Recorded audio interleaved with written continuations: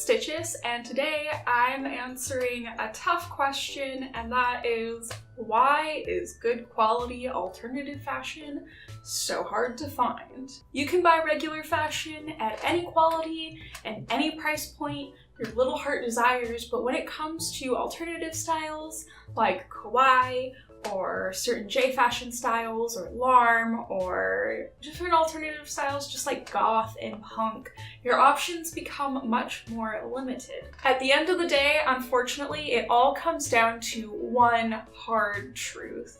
And that is that fashion is a business that's reliant on customer demand, and your average person simply just isn't that creative or brave or bold in their everyday clothing choices. Your average person just isn't that adventurous. Maybe they buy certain things every once in a while, but who is actually wearing full-on goth ensembles to the grocery store? Now, I know since the vast majority of my audience is alternative fashion lovers, so many of you might be sitting here thinking, but Catherine, I'm that person that wears a full goth ensemble to the grocery store. And that's cool, and that's fine. But how many other people do you see at the grocery store wearing a full-on goth ensemble? So let's consider an area of my expertise, the pinnacle of, I think, current kawaii Western trends over here in like America and the UK and Canada and places like that.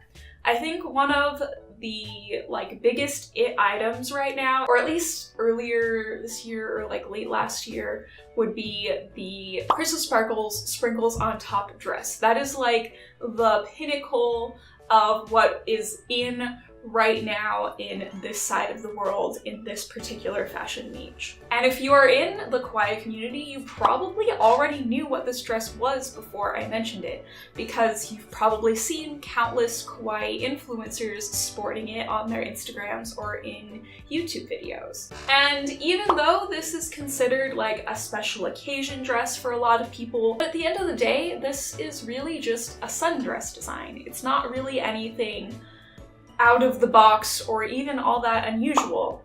It is a circle skirt, standard bodice, a Peter Pan collar, some puffy sleeves. The sleeves are probably Chris's own design. They are a little bit unusual and interesting.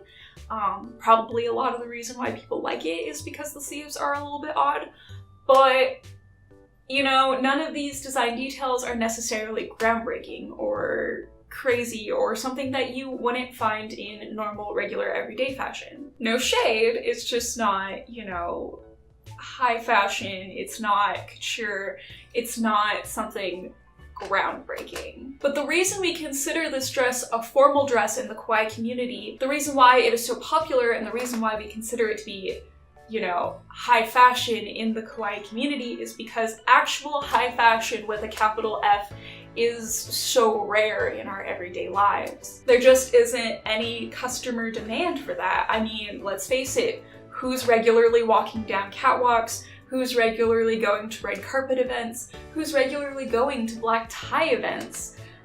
Not your average person. There is only so much demand for a $10,000 ball gown where you can really afford to be really super creative and artistic with your design details. Most people don't even have $10,000 that they could consider spending on a dress. In fact, the Crystal Sparkles dress that I mentioned earlier is often criticized for having such a high price point, even though it's only like $100? Unfortunately, whether we like it or not, practicality does play a role in what garments get produced and what is readily available to us. What are you going to throw on to go to the grocery store? That ball gown or a sundress? So how does this affect overall quality?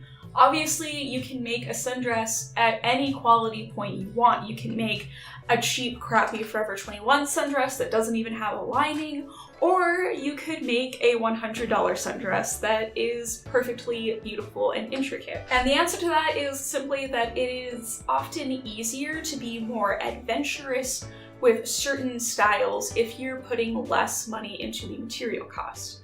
So, unfortunately, heavily embellished clothing that certain styles tend to go for, like kawaii fashions, goth fashions, various different alternative fashions, really tend to gravitate towards design details that aren't common in everyday life. We like a lot of distressing, a lot of unusual prints, a lot of extra little frills and lace and all these extra things that you don't typically find on, say, a regular t-shirt. All of these details end up adding to the overall material cost of these items. Obviously, you need to pay more money to put more fabric into a single design. And for certain brands that know that they're already targeting a niche audience, it often isn't cost productive for them to put a ton of detail into the quality of these items, especially when they know that their audience is largely attracted to the style points and the embellishments rather than the overall quality of the base item. The result, unfortunately, is that most alternative clothing is just incredibly watered down. It's often just very cheaply produced to pad the lack of profit generated from adding all these extra embellishments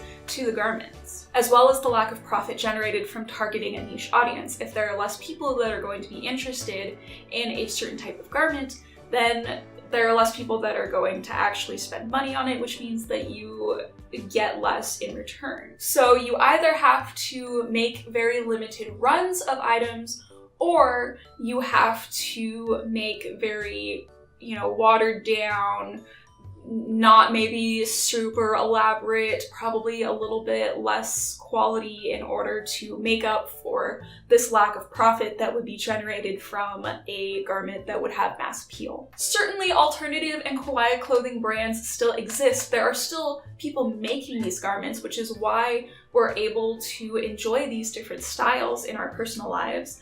But the super high quality pieces, the pieces that are going to last a long, long time, are often few and far between. So how do we combat this? How do we fix this problem?